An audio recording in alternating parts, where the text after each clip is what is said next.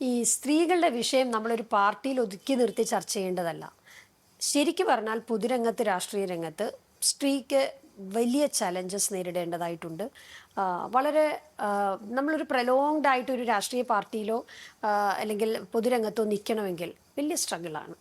ആ സ്ട്രഗിൾ, ഞാൻ എൻ്റെ വ്യക്തിപരമായിട്ടുള്ള കാര്യം പറയാം, എനിക്കതൊരു സ്ട്രഗിളായി ചലഞ്ചസ് ഉണ്ടാവാറുണ്ട്. ആ ചലഞ്ചസിനെ നമ്മൾ അതിജീവിക്കുമ്പോഴാണല്ലോ സക്സസ് ഉണ്ടാവുക. ഞാനങ്ങനെ തോറ്റു കൊടുക്കാൻ തയ്യാറല്ല. സ്ത്രീ ആയതുകൊണ്ട് ഞാൻ തോറ്റു കൊടുക്കാൻ തയ്യാറല്ല, ഒരു ഘട്ടങ്ങളിലും തയ്യാറല്ല. അങ്ങനെ ആയിരുന്നെങ്കിൽ പണ്ടേ ഞാൻ വേറെ പ്രൊഫഷനിൽ പോയേനെ.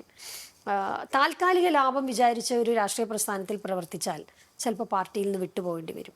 വിട്ടുപോയവർക്ക് പറയാൻ പല റീസൺസും ഉണ്ടാകും. പക്ഷേ ആ റീസൺസ് ഒന്നും എനിക്കതൊരു ന്യായീകരണമായി എനിക്ക് തോന്നിയിട്ടില്ല. അത് അവരുടെ ന്യായീകരണം, അവരുടെ ഇഷ്ടമാണ്, അവർക്ക് സ്വാതന്ത്ര്യമുണ്ട്. അതൊന്നും എനിക്ക് പക്ഷേ സ്വീകരിക്കാൻ തോന്നിയിട്ടില്ല. യഥാർത്ഥത്തിൽ സ്ത്രീ പ്രാതിനിധ്യം പൊതുരംഗത്ത്, രാഷ്ട്രീയ രംഗത്ത് നന്നേ കുറവാണ്. അത് ഒരു പാർട്ടി മാത്രമല്ല, എല്ലാ പാർട്ടിയിലും ഒരുപോലെയാണ് എന്നാണ് ഞാൻ വിശ്വസിക്കുന്നത്. ഇപ്പോൾ ഇടതുപക്ഷത്തിൽ നമ്മൾ പേരിനെങ്കിലും പറയാറുണ്ട് കെ ശൈലജ ടീച്ചറുടെ കാര്യം. അപ്പോൾ നേരെ മറിച്ച് നോക്കുമ്പോൾ UDF-ലേക്ക് വരുമ്പോൾ, കോൺഗ്രസിലേക്ക് വരുമ്പോൾ പേരിനെങ്കിലും പറയാൻ ഒരു മുഖ്യമന്ത്രി, വനിതാ നേതാവിനെ നമുക്ക് കാണാൻ സാധിക്കും. പേരിന് പറഞ്ഞിട്ട് എന്താ കാര്യം? KR ഗൗരിയമ്മ മുഖ്യമന്ത്രി ആകുമെന്ന് പ്രതീക്ഷിച്ചു കേരളം ഒരു കാലത്ത്. അവരുടെ പേര് പറഞ്ഞ് പ്രചരണം നടത്തി, മുഖ്യമന്ത്രി ആയില്ല. കെ ശൈലജ മുഖ്യമന്ത്രി ആവുമെന്ന് പ്രതീക്ഷിച്ചില്ലേ? കെ ശൈലജ മുഖ്യമന്ത്രി സ്ഥാനാർത്ഥിയാണോ എന്ന് പറഞ്ഞ് സോഷ്യൽ മീഡിയയിലൊക്കെ എത്ര ഇത് നടന്നു, നമ്മുടെ അഭിപ്രായ വോട്ടെടുപ്പും അതൊക്കെ നടന്നില്ലേ? പക്ഷേ ആയതാരാണ്? പിണറായി വിജയനാണ് 2ാം ടേമിലും ആയത്. അങ്ങനെ ആയിരുന്നെങ്കിൽ കെ ശൈലജ 2ാം ടേമിൽ വേണമെങ്കിൽ ആക്കാമായിരുന്നല്ലോ. അപ്പോൾ പേര് പറഞ്ഞിട്ട് കാര്യമില്ല. സ്ത്രീ ശാക്തീകരണം എന്ന് പറഞ്ഞാൽ ഇത് പ്രസംഗിക്കാനും എഴുതി വെക്കാനും വേണ്ടിയുള്ള ഒരു കാര്യമല്ല, മറിച്ച് അത് പ്രയോഗത്തിൽ വരുത്തേണ്ട ഒരു കാര്യമാണ്. അങ്ങനെ പ്രയോഗത്തിൽ വരുത്താൻ കഴിയാത്തിടത്തോളം കാലം സ്ത്രീ ശാക്തീകരണം ഒരു വോട്ട് ബാങ്കിൻ്റെ ആയുധമായി മാത്രം കാണുന്ന ഒരു രാഷ്ട്രീയ നേതാവിനെയും നമുക്ക് അംഗീകരിക്കാൻ കഴിയില്ല. പെൺകുട്ടികളെ രാഷ്ട്രീയത്തിൽ പൊതുവെ കുറവായിരുന്ന സമയത്ത് KCU നേതാവായിട്ട് മഹാരാജാസ് കോളേജിൽ പ്രവർത്തിച്ചിരുന്നതാണ് മാം.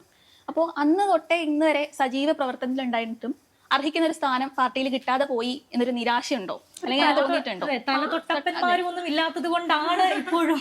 അല്ല, പാർട്ടിയിൽ അങ്ങനെ സ്ഥാനങ്ങളൊന്നും കിട്ടിയില്ല എന്ന് എനിക്ക് പറയാൻ പറ്റില്ല. ഞാൻ വളരെ സ്ലോ പാസിൽ ഒരു ഗ്രാസ് റൂട്ട് ലെവലിൽ നിന്ന് സ്റ്റെപ്പ് ബൈ സ്റ്റെപ്പായിട്ട് വന്ന ഒരാളാണ്. ഞാൻ യൂണിറ്റ് കമ്മിറ്റിയിൽ ഇരുന്നിട്ടുണ്ട് ക്യാമ്പസിൽ. അതിനുശേഷം താഴെത്തട്ടിലുള്ള പ്രവർത്തനങ്ങളിൽ നിന്നിട്ടുണ്ട്. KSUവിൻ്റെയും യൂത്ത് കോൺഗ്രസിൻ്റെയും ജില്ലാ കമ്മിറ്റിയിൽ ഇരുന്നിട്ടുണ്ട്. മഹിളാ കോൺഗ്രസിൻ്റെ സംസ്ഥാന കമ്മിറ്റി, യൂത്ത് കോൺഗ്രസിൻ്റെ നാഷണൽ കമ്മിറ്റി, പിന്നീട് AICC അംഗമായിട്ടുണ്ട്, KPC ജനറൽ സെക്രട്ടറി ആയിട്ടുണ്ട്, DCC ജനറൽ സെക്രട്ടറി ആയിട്ടുണ്ട്. അപ്പം ഞാൻ എല്ലാ തലങ്ങളിലും പ്രവർത്തിച്ച് വന്ന ഒരു എക്സ്പീരിയൻസ് എനിക്ക് ലഭിച്ചിട്ടുണ്ട്. ഞാൻ വരുമ്പോൾ തന്നെ, ഞാൻ ക്യാമ്പസിൽ നിന്ന് ഇറങ്ങുമ്പോൾ തന്നെ ഇപ്പോൾ കുറേ ആളുകൾക്ക് അത്തരത്തിലുള്ള ഒരു സാഹചര്യം കിട്ടിയിട്ടുണ്ട്. അവർ KSUവിലോ യൂത്ത് കോൺഗ്രസ്സിലോ വരുമ്പോൾ തന്നെ അവർക്ക് മത്സരിക്കാൻ പറ്റിയിട്ടുണ്ട്. അല്ലെങ്കിൽ മറ്റു ചില സാഹചര്യങ്ങൾ കൊണ്ട് നേരെ പ്രസിഡൻ്റ് എന്ന് പറഞ്ഞാൽ കോൺഗ്രസിനെ സംബന്ധിച്ച് ഏറ്റവും പ്രധാനപ്പെട്ട പോസ്റ്റാണ്. ആ പോസ്റ്റിലേക്ക് നേരെ വന്നുടനെ തന്നെ പ്രസിഡൻ്റ് ആകുന്ന സാഹചര്യം ഉണ്ടായിട്ടുണ്ട്. അതൊക്കെ സാഹചര്യവശാൽ കുറേ ആളുകൾക്കൊക്കെ അങ്ങനത്തെ കാര്യങ്ങളൊക്കെ കിട്ടിയിട്ടുണ്ട്. ഞാൻ അങ്ങനെ വന്ന ഒരാളല്ല. അത് മോശമാണെന്നൊന്നും ഞാൻ പറയുന്നില്ല. പക്ഷെ ഞാൻ വളരെ സ്റ്റെപ്പ് ബൈ സ്റ്റെപ്പായിട്ട് വന്ന ഒരാളാണ്. കാലതാമസം ഉണ്ടായിട്ടുണ്ട്.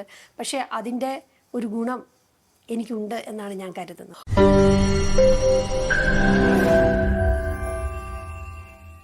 ലോകത്തെവിടെയായാലും ഏത് സമയത്തും 24 വാർത്തകളും ഓഗ്മെന്റഡ് റിയാലിറ്റി പാക്കേജുകളും എക്സ്പ്ലെയിനറുകളും വിശദമായി കാണാൻ ഞങ്ങളുടെ YouTube ചാനൽ നിങ്ങൾക്ക് സബ്സ്ക്രൈബ് ചെയ്യാം.